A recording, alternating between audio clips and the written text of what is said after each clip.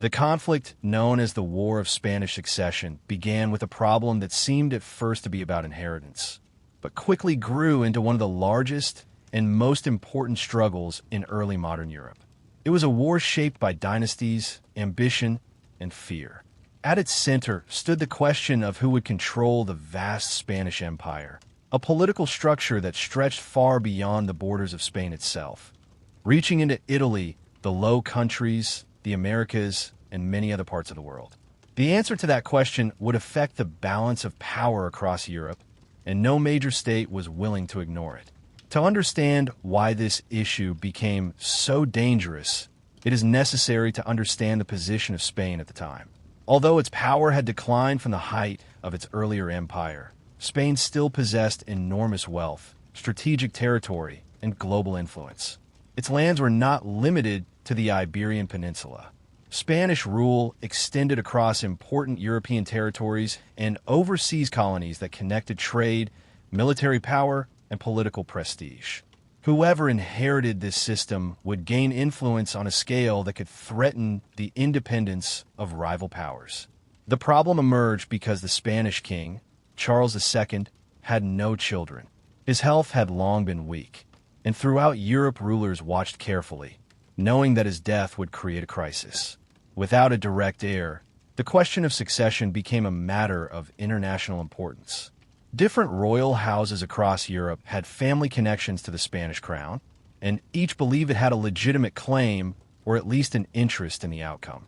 Two major dynasties stood at the center of this competition. One was the Bourbon dynasty of France, represented by Louis XIV, one of the most powerful monarchs in Europe.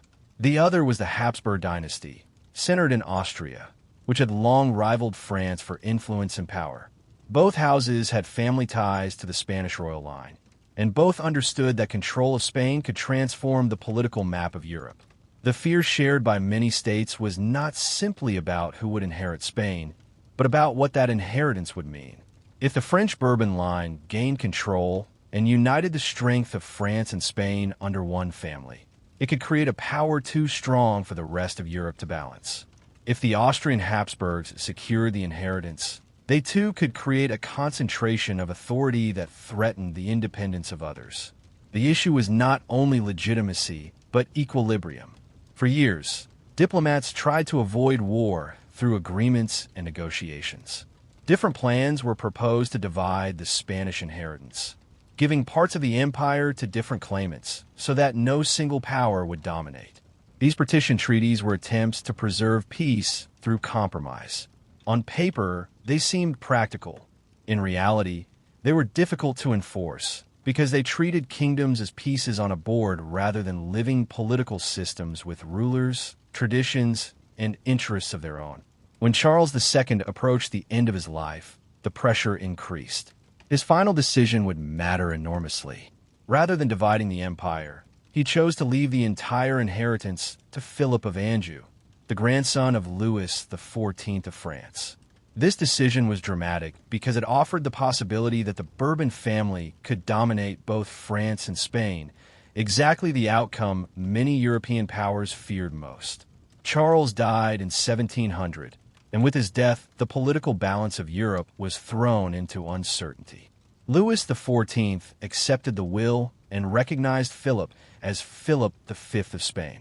From the French perspective, this was a legitimate succession. From the perspective of rival powers, it was a direct threat to the European order. The reaction was immediate and serious. England, the Dutch Republic, and Austria viewed the Bourbon succession with deep suspicion. They believed that allowing France and Spain to remain closely connected under Bourbon rule would upset the balance of power and leave them vulnerable. These states were not acting only from principle. They were defending trade routes, borders, and their own long-term security. As tension grew, alliances began to form. Austria supported its own Habsburg claimant, Archduke Charles, arguing that the Spanish inheritance should not pass to the Bourbons. England and the Dutch Republic joined this opposition, not because they necessarily wanted Habsburg domination, but because they wanted to prevent French expansion. Together, they formed a coalition designed to resist what they saw as a dangerous concentration of power. The war that followed would not be limited to Spain. It would spread across Europe and beyond, involving campaigns in the Low Countries, Italy, Germany, Spain itself, and even colonial struggles overseas. It became a truly international conflict, where decisions made in royal courts were enforced by armies on distant battlefields. At the same time, the war was not simply about kings and dynasties. It was about finance, trade, and the future structure of European politics. States were becoming more organized, and war required enormous resources. Raising armies, maintaining fleets, and supporting alliances demanded strong administration and economic planning. The War of Spanish Succession would test not only military leadership, but the capacity of governments to sustain prolonged struggle. Inside Spain, the question of succession also created division. Not everyone accepted Philip V equally, and different regions responded differently to the new Bourbon ruler. This internal complexity made the war even more difficult because it was not only an international contest, but also a struggle over the future identity of the Spanish monarchy itself. As the first armies prepared to move, Europe stood at the edge of a conflict that would define an entire generation.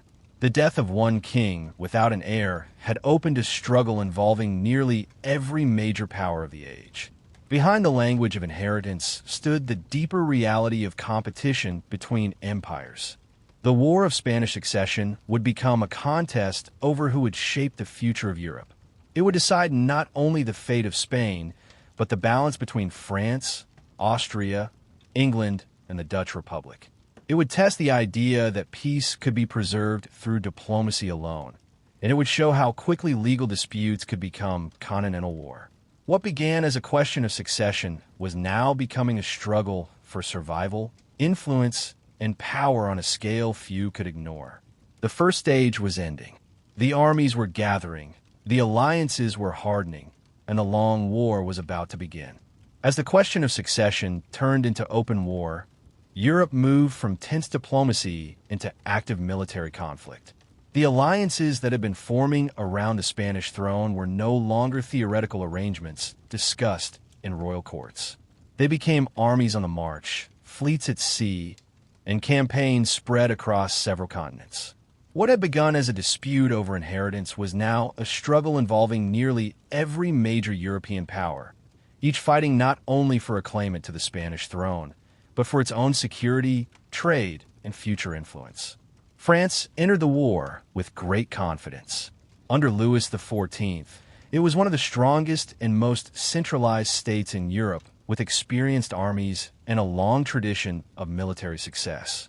The recognition of Philip V as King of Spain seemed like a major victory for French influence. If the Bourbon dynasty could secure Spain and its empire, France would gain enormous strategic advantage.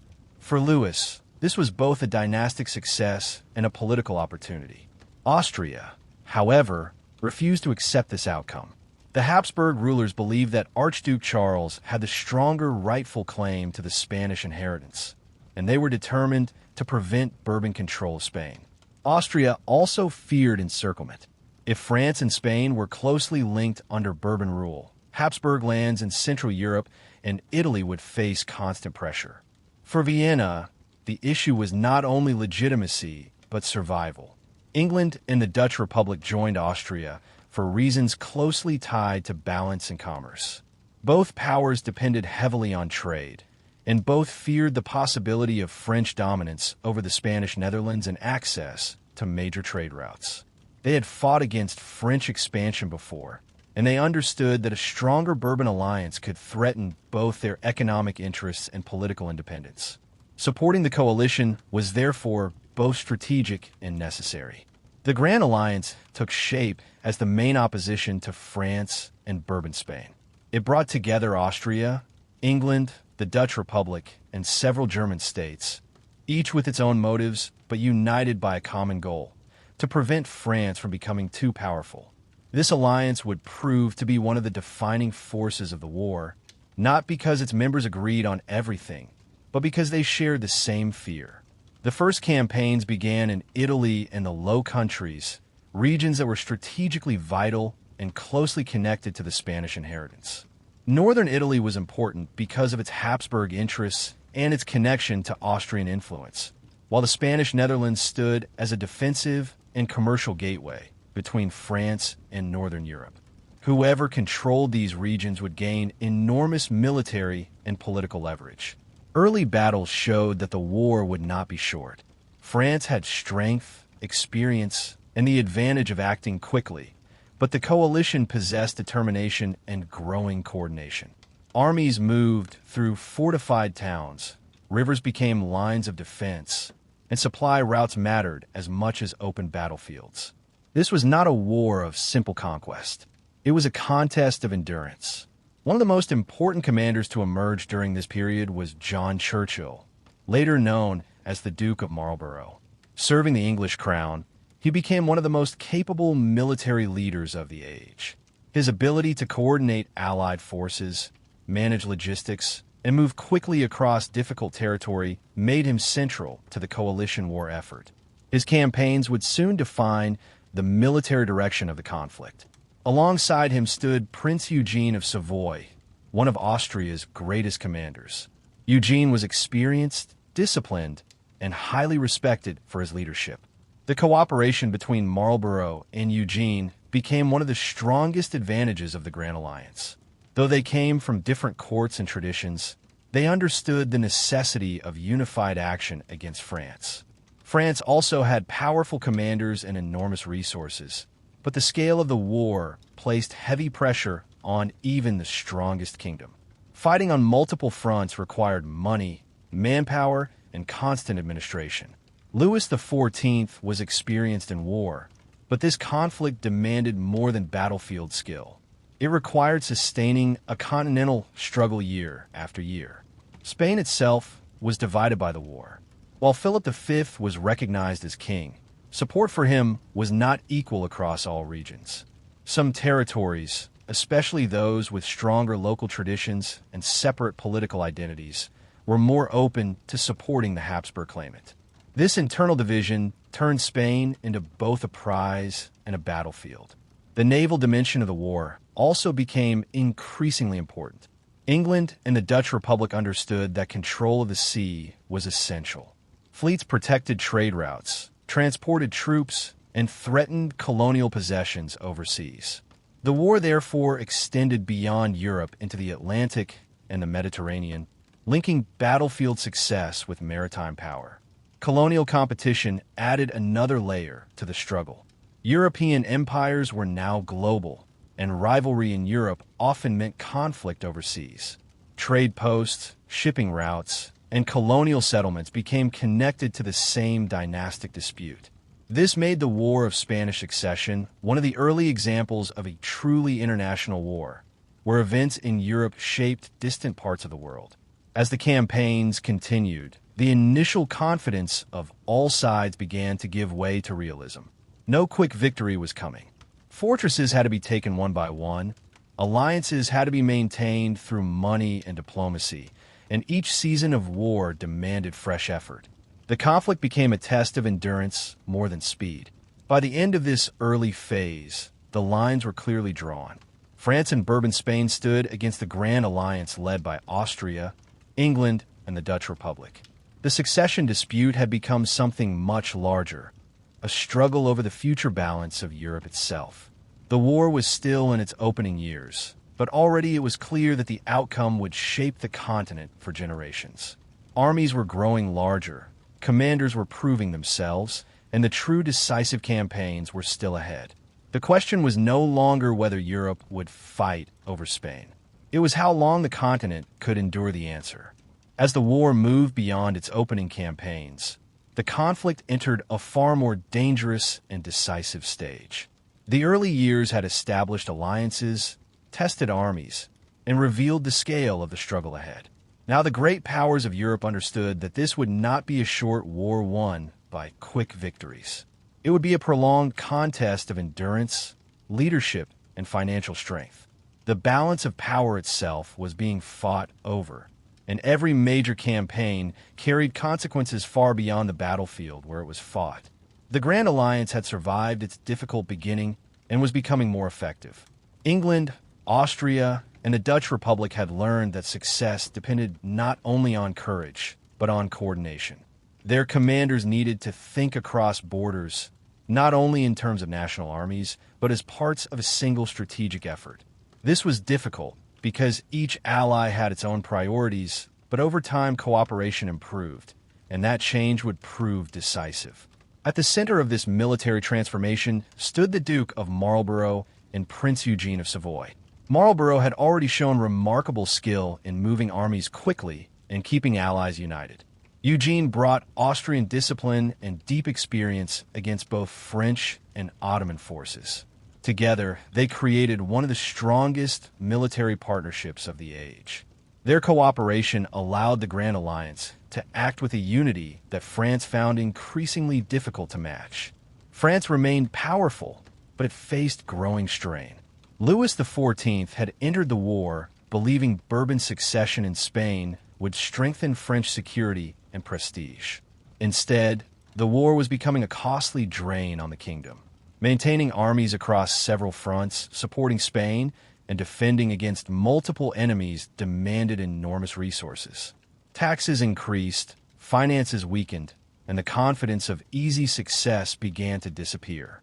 One of the most important turning points came in the campaigns along the Danube. Bavaria had aligned with France, creating a dangerous threat to Austria itself. If Vienna fell, the Habsburg position could collapse entirely, and the Grand Alliance might break apart. Marlborough understood that this danger had to be stopped immediately. In one of the most impressive marches of the age, he moved his forces across Europe with extraordinary speed, joining Eugene to confront the French and Bavarian armies. The result was the Battle of Blenheim in 1704, one of the defining moments of the entire war. It was more than a battle. It was a decision about the future of Europe. The French and Bavarian forces expected victory and believed Austria could be broken. Instead, Marlborough and Eugene delivered a crushing defeat. The French advance was stopped, Bavaria was weakened, and Vienna was saved. The importance of Blenheim cannot be overstated. It shattered the image of French invincibility that had dominated Europe for decades. Louis XIV had built a reputation for military superiority, and many believed France could not be decisively defeated. Blenheim proved otherwise. It gave the Grand Alliance confidence and showed smaller states that resistance to Bourbon power was possible. After Blenheim, the war changed in character. France was no longer pushing confidently toward expansion. It was now defending its position while trying to preserve the gains it had already made. The Grand Alliance, strengthened by victory, pressed forward in the Low Countries and Italy, seeking to turn military success into lasting political advantage. The Low Countries became one of the most important theaters of war. This region was filled with fortified towns, rivers, and carefully defended positions. Campaigns that were slow and demanding. Victory depended not only on open battle, but on sieges, engineering, and supply. Marlborough's skill in this environment became legendary. He understood that controlling fortresses could be as important as winning battles. Another major confrontation came at the Battle of Ramillies in 1706.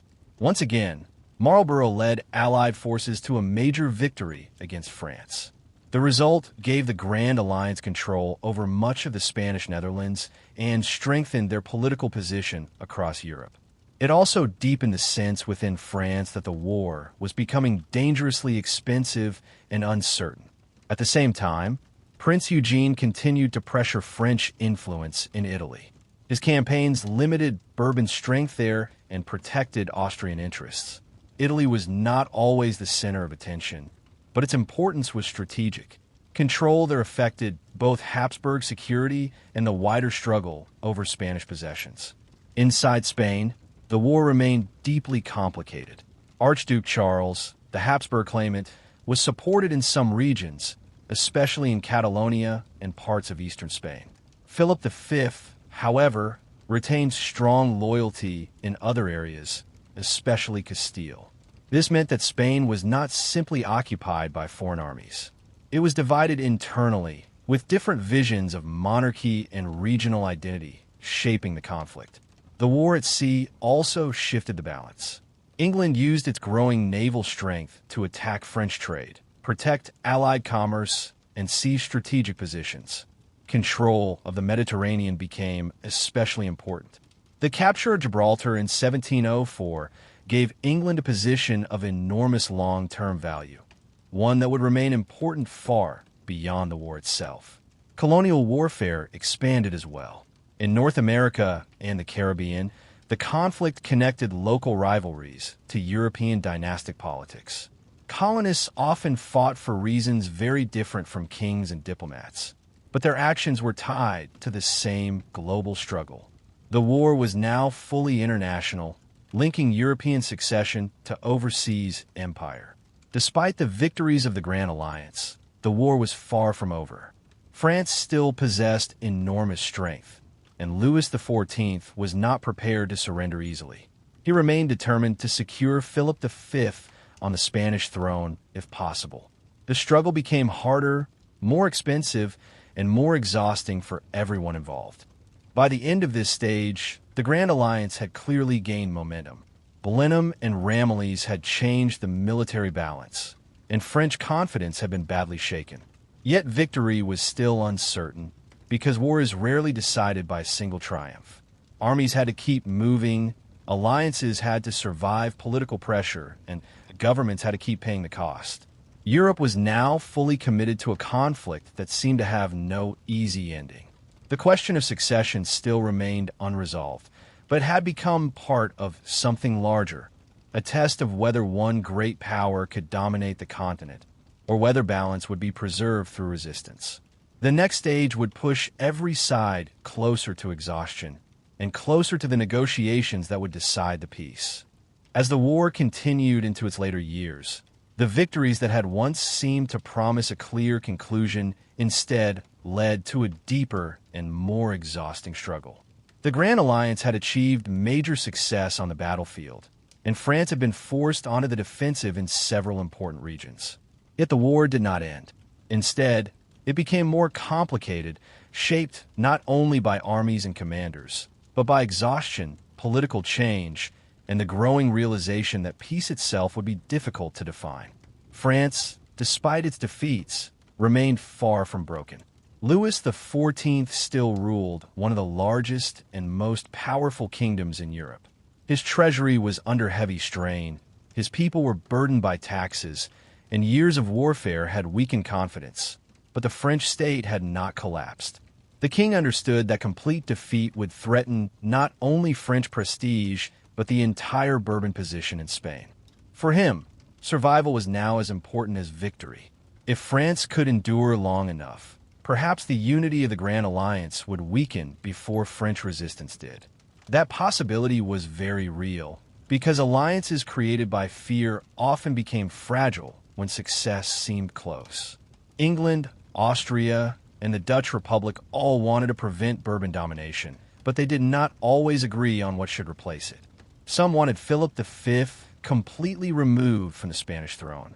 Others cared more about trade security, border protection, and guarantees against future French expansion. As military victories increased, political disagreements also grew. The campaigns in the Low Countries remained central to the war. Marlborough continued to lead coalition operations with skill, but these victories came at enormous cost. Fortified cities had to be surrounded, supplied, and reduced one by one. Rivers, roads, and supply lines became as important as open battle. War was no longer about one dramatic clash deciding everything. It was a grinding test of patience, discipline, and money. One of the clearest examples of this came at the Battle of Malplaquet in 1709. It was technically a victory for the Grand Alliance, but the price was terrible. Casualties were massive, and the human cost shocked Europe. Thousands of soldiers were lost in a single day for gains that did not immediately end the war. People who had once celebrated victory began to ask whether victory itself was becoming too expensive. For France, Malplaquet was a defeat, but it also proved something important. The French army had shown that it could still stand and fight with strength and discipline. It had not collapsed under pressure. This gave Louis XIV greater confidence in negotiations, because it reminded his enemies that total conquest of France would demand even more years of bloodshed. Inside England, political opinion was shifting. War required constant taxation, loans, and parliamentary support. Many leaders believed the coalition should continue until Bourbon claims were completely broken, but others argued that enough had already been achieved. They believed the purpose of the war was balance, not endless destruction. Public patience was not unlimited, and peace became a stronger political demand. Marlborough himself became caught in these political struggles.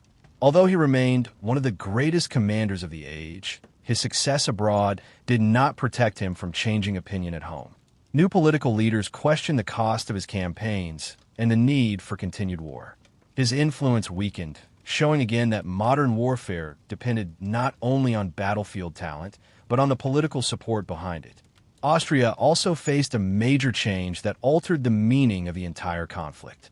Archduke Charles, the Habsburg claimant to the Spanish throne, suddenly inherited a far greater position when his brother died, and he became heir to the Austrian imperial crown. This meant that if he also gained Spain, a massive Habsburg empire would be created, stretching across Europe in a way that alarmed other powers. This created a dramatic reversal. England and the Dutch Republic had gone to war to prevent one dangerous concentration of power, not to replace Bourbon dominance with Habsburg dominance. If Charles ruled both Austria and Spain, the balance of Europe might be threatened in a different form. The original purpose of the war was changing before everyone's eyes. Because of this, attitudes toward peace shifted quickly. England became more willing to accept Philip V as King of Spain, as long as the French and Spanish crowns would never be united under one ruler. This became the central principle of peace. The issue was no longer simply who sat on the Spanish throne, but whether Europe could prevent a union powerful enough to dominate the continent. Diplomatic talks became more serious. They were slow, difficult, and filled with mistrust. No ruler wanted to appear weak, and every concession affected honor as well as territory. Yet after years of war, governments understood that compromise was becoming necessary. Even the strongest kingdoms had limits, and endless conflict could destroy the very power they were trying to protect. Spain itself remained divided. Philip V still fought to defend his throne, while supporters of Archduke Charles continued resistance in certain regions. Local loyalties, regional identities, and old traditions made the conflict inside Spain especially difficult. It was not simply a foreign war imposed from outside.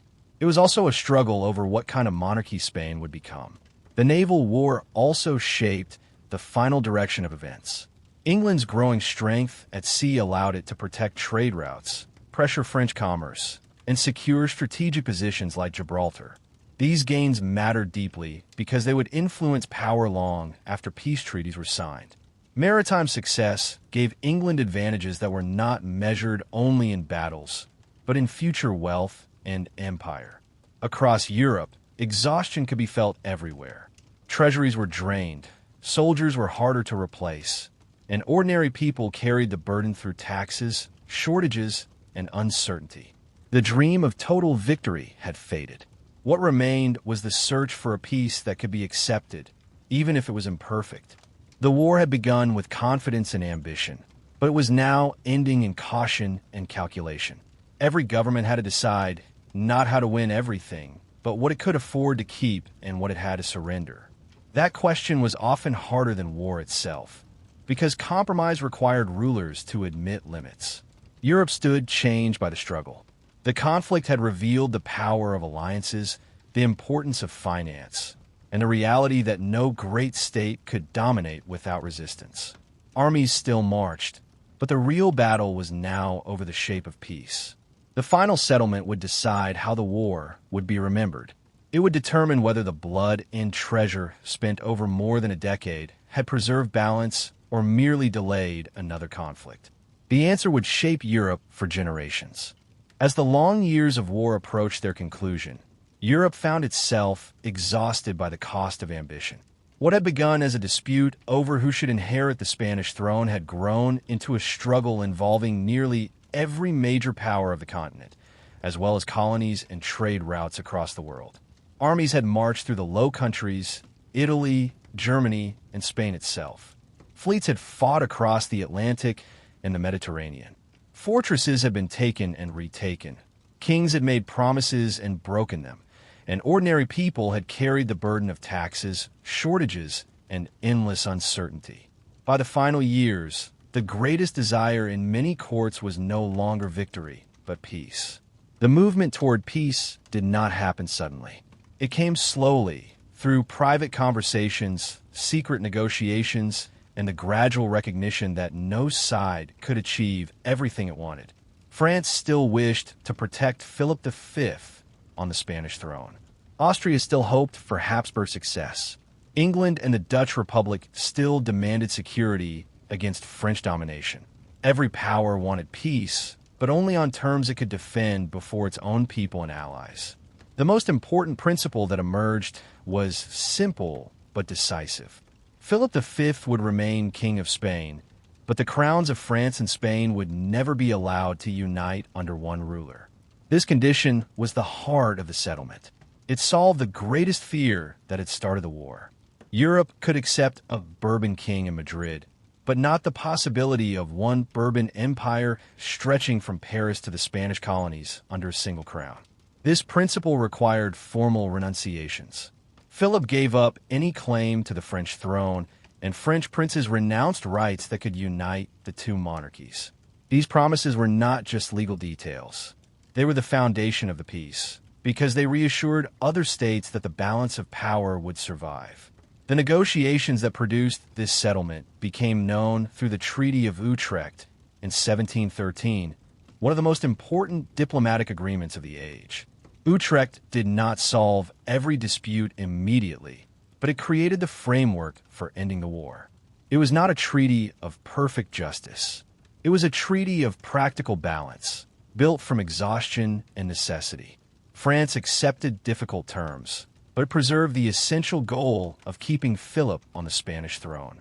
For Louis XIV, this was a major success, even after years of suffering.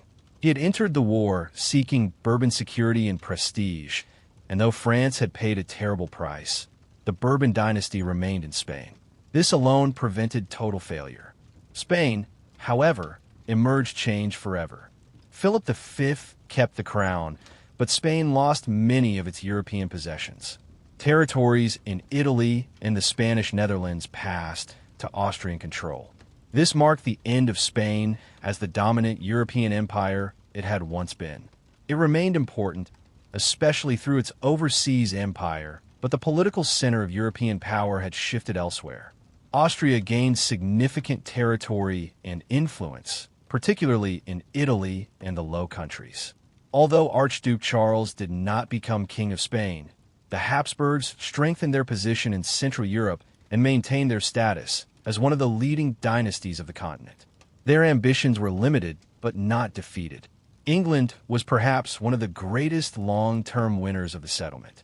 It secured important commercial and naval advantages, including recognition of control over Gibraltar and Minorca. These are not small prizes. Gibraltar in particular became one of the most valuable strategic positions in the Mediterranean, giving England influence over trade and naval movement for centuries. England also gained important trade rights in the Spanish Empire, including the Asiento, the contract that allowed British merchants access to the slave trade in Spanish America. This strengthened British commercial power and showed that the war was not only about kings and crowns, but also about wealth, empire, and global influence.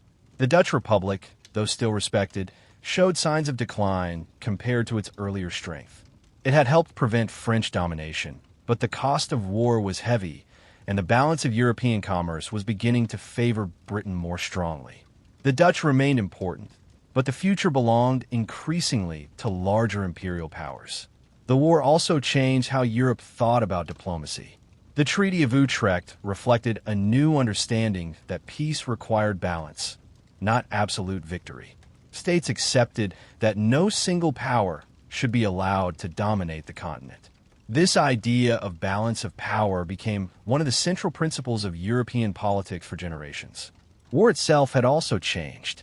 The conflict showed that modern warfare depended not only on courage and battlefield skill, but on administration, finance, and the ability to maintain alliances over long periods.